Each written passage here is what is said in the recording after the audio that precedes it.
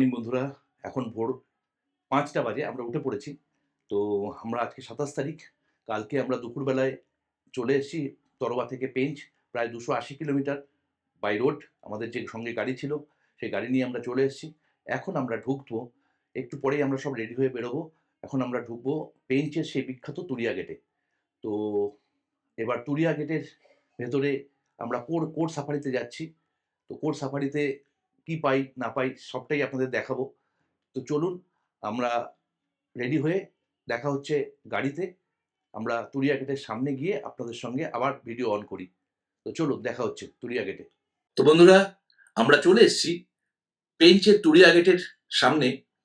যারা যারা পেঞ্চে এসছেন, এখানে ভিজিট করেছেন এই তুরিয়া গেটে, তারা সাফারি করেছেন, তারা সবাই এই রাস্তাটা চেনে। এবং সকালবেলায় প্রচুর জিপসির লাইন পড়ে, একে একে সবাইকে ঢুকতে হয়। তুরিয়া গেটের অ্যাকচুয়ালি ব্যাপারটা হচ্ছে ৩টে জোনে ভাগ করে দেয় জিপসিগুলো। একজনে সবাই সব জিপসিকে যেতে দেয় না, হয় ১০টা করে ৩টে জোনে ৩টে ভাগ করে দেয়, যাতে ভিড় না হয়। একটা জায়গায় টাইগার সাইটিং হলে সেখানে গিয়ে ৪০টা জিপসির সমাবেশ, সেখান থেকে কেউ দেখতে পায়, এটা একটা প্রবলেম। তো সেই জন্যে ভাগ করে ঢোকায়। ঘোরা ফেরার সময় যে যার মতো যেখান থেকে খুশি ফিরে আসে। আর যে ব্রেকফাস্ট জোন তুরিয়া গেটে সবটাই এক জায়গায়। তো তো আমরা এখন ঢুকবো তুরিয়া গেটে। আমাদের আইডেন্টিটি কার্ড এবং আমাদের যে কাগজ আমাদের আপনারা পেয়েছি গেটে ঢোকার, সেটা আমরা এখানে দেখাবো। এবং আরেকটা কথা বলে দিই, mobile phone not allowed.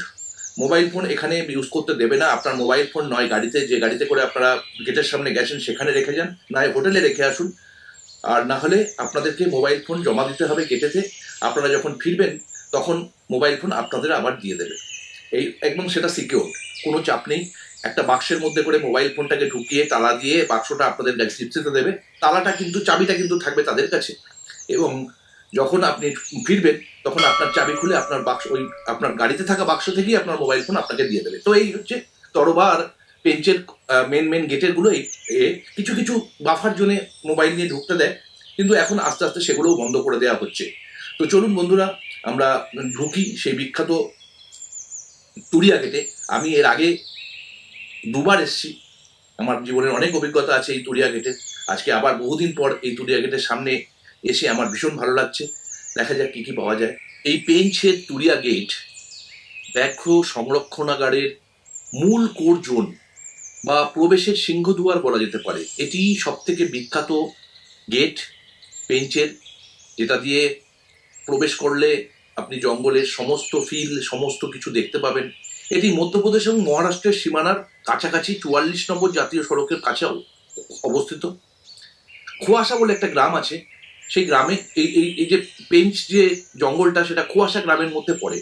Nagpur থেকে, যদি নাগপুরে এয়ারপোর্টে নামেন, নাগপুর থেকে এর দূরত্ব ৮৮ কিলোমিটার। গাড়িতে লাগবে ঘন্টা দুয়েক। আপনি নিশ্চিন্তে চলে আসুন। একদম ৪৪ নম্বর জাতীয় সড়ক থেকে বাঁদিকে নিলে ৪৪ নম্বর জাতীয় সড়ক দিয়ে আস্তে আস্তে আপনি দেখতে পাবেন বাঁদিকে বিরাট বড় করে লেখা আছে, গেট করা আছে, পেঞ্চ জাতীয় উদ্যান। সেখান থেকে ঢুকে পড়ুন।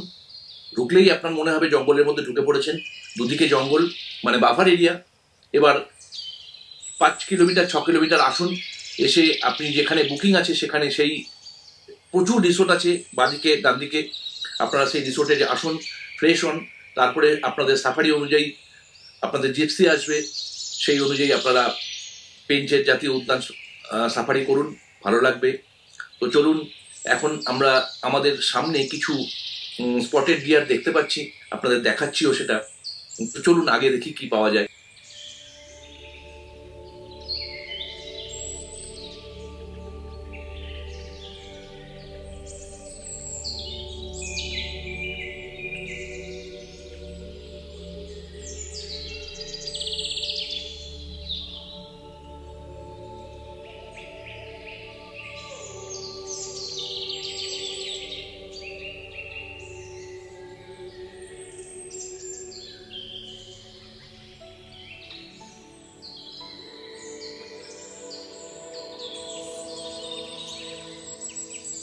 একটা কথা জানেন তো, এই জঙ্গলটিকেই রডিয়ার্ড কিপলিং তার লেখার জন্য বেছে নিয়েছিলেন।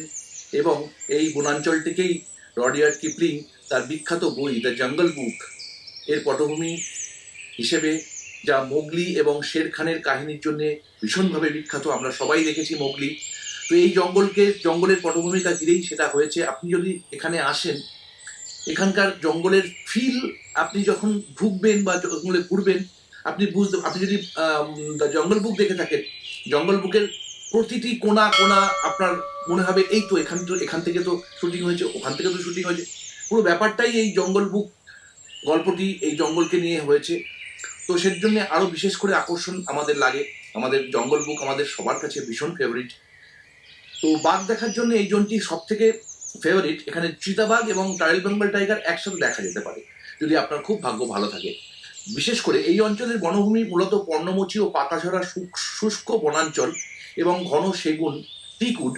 এখানে ঘোষটি আছে, আপনি ঘোষটি দেখতে পারবেন, যেটা বিভিন্ন সিজনে তার রং বদলায়। এবং বিখ্যাত বাঘিনালা, বাঘিনালা দেখবেন আপনি, এতেও আছে, আমাদের জঙ্গল বুকেও আছে বাঘিনালা ওয়াটার হোল, বা বিরাট একটা জলাশয় যেখানে আপনি গেলে ভাগ্য ভালো থাকলে বাঘরা ওর সাইডেই বিভিন্ন গুহা আছে, বিভিন্ন জায়গা আছে বাঘেদের থাকার জন্য, ওখানেই থাকে। আমরাও সেরকম আজকে যে ঘুরতে গেছি সেখানে আমরা বাঘিনালাতেই আমরা বিখ্যাত টাইগার স্বস্তিক মার্ক মেল তাকে দেখতে পেয়েছি। সে বসেছিল সকালবেলায়, সে বিশ্রাম নিচ্ছিল একদম মাঠের মধ্যে। তো আগে সেটাকে আপনাদের দেখাবো। এবং চিতাবাঘ ছাড়াও এখানে গৌড় আছে, চিতল হরিণ আছে, সাম্বার হরিণ আছে, বুনো কুকুর আছে, ঢোল যাকে বলা হয়। আপনি যদি জঙ্গল বুক দেখেন, ঢোলের প্রচুর আপনি তাকে অ্যাক্টিভিটি দেখতে পাবেন। আমরাও ঢোল দেখেছি। অনেক রকমের পরিযায়ী পাখি দেখা যায় এখানে।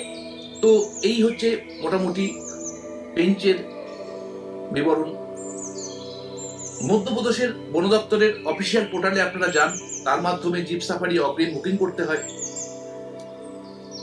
এটির ঠিক পাশেই রয়েছে পেঞ্চের বন্যপ্রাণী সংরক্ষণশালা, মানে মিউজিয়াম। পরিদর্শনের এখানে পেঞ্চ ঘুরতে যাওয়ার উপযুক্ত সময় হচ্ছে প্রতি বছর 15ই অক্টোবর থেকে 30শে জুন পর্যন্ত এই গেট পর্যটকদের জন্য খোলা থাকে। মানে এই যে 2026-এর 15ই অক্টোবর থেকে তার পরের বছরের 30শে জুন অবধি, বাদ বাকি সময়টা বন্ধ থাকে বর্ষার জন্য। এবং মার্চ থেকে জুন মাসের মধ্যে গরমে বন্যপ্রাণী দেখার জন্য সব থেকে ভালো সময়। এবং যত গরম বাড়বে তত বাঘেরা জলাশয়ের মধ্যে থাকবে এবং অ্যাক্টিভিটি থাকবে। বর্ষাকালে কিন্তু যেতে পারেন, বর্ষাকালের জঙ্গল অনেক সুন্দর, কিন্তু টাইগার দেখার চান্স একটু কমে যায়, কারণ পাখিরা খুব অলস। তো একবার একটা শিকার করে নিলে 7 দিন 8 দিন পর্যন্ত তারা কিছু খায় না এবং জায়গা থেকে নড়ে। মোটামুটি বর্ষাকালে সব জায়গায় জঙ্গলের কিছু না কিছু জল জমে, তা জল খেতে তারা কিন্তু অন্য কোথাও যায় না। তারা যেখানে বসে থাকে, যেখানে বিশ্রাম নেয়, তারা আশেপাশে জল পেলেই তারা সেখান থেকে জল খেয়ে নেয়। কিন্তু গরমকালে সেটা থাকে না। গরমকালে পুরো জঙ্গল শুকনো হয়ে যায়, পাতা ঝরতে থাকে, এবং যেখানে যেখানে মেইন জলাশয় সেখানে এসেই বাঘেরা জল খেতে হয়। সেই জন্য আমাদের যত জিপসি বা যত টুরিস্ট সব ওই জলাশয়ের কাছে এসে অপেক্ষা করে, এবং সেখানেই ভাগ্য থাকলে সকালবেলা মর্নিং সাফারিতে আর ইভিনিং সাফারিতে আফটার 5 PM বাঘ দেখার চান্স সব থেকে বেশি।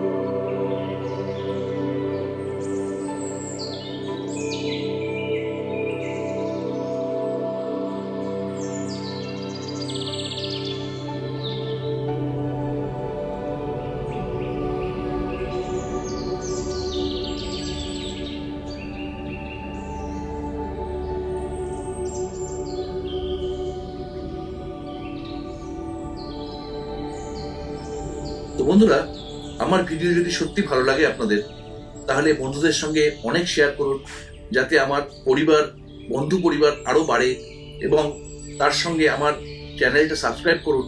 সাবস্ক্রাইব করার সাথে সাথে বেল আইকনটা অল বাটন ক্লিক করুন, যাতে আমি কোনো ভিডিও দিলেই তার নোটিফিকেশন আপনাদের কাছে পৌঁছে যায় এবং আবার নতুন ভিডিও দেখার আপনাদের ভালো লাগা কাজ করে। তো সঙ্গে থাকুন, নতুন ভিডিও খুব শিগগিরই আসতে চলেছে। এর পরের ভিডিও, এরপরে আবার আমরা কোরিয়া গেটে ঢুকেছিলাম, সেখানে কি হয়েছে আপনাদের দেখাবো। নতুন রোমাঞ্চ অপেক্ষা করছে আপনাদের জন্য। তো ভালো থাকুন, সঙ্গে থাকুন। অনেক ধন্যবাদ আমার ভিডিও পুরোটা দেখার জন্য।